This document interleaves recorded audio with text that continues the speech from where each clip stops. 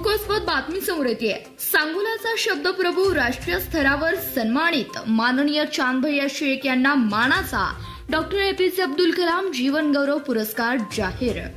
पत्रकारिता आणि सामाजिक कार्याच्या माध्यमातून समाजाचा आरसा बनलेले सांगोला तालुक्यातील पारेगावचे सुपुत्र माननीय चांदभैया शेख यांच्या शिरपेचात मानाचा आणखी एक तुरा रोवला गेलाय।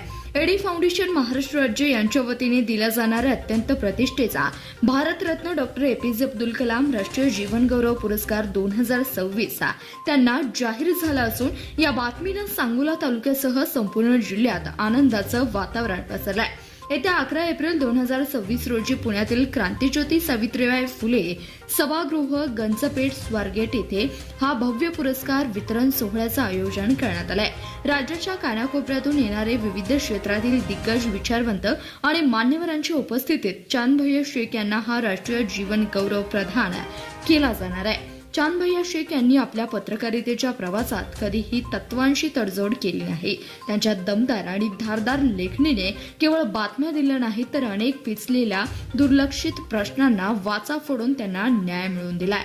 प्रशासकीय यंत्रणेला जनहिताच्या कामासाठी जाब विचारण्याचं धाडस त्यांच्या लेखणीतून नेहमीच आपण सर्वजण पाहत असतो।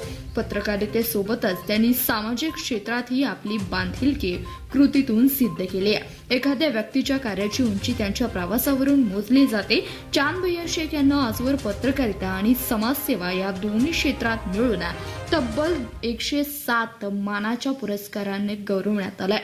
पुरस्काराचे हे शतक पार केल्यानंतर आता मिळालेला हा राष्ट्रीय जीवन गौरव पुरस्कार त्यांच्या अविरत संघर्षाची आणि निष्ठेची पावती मानली जाते।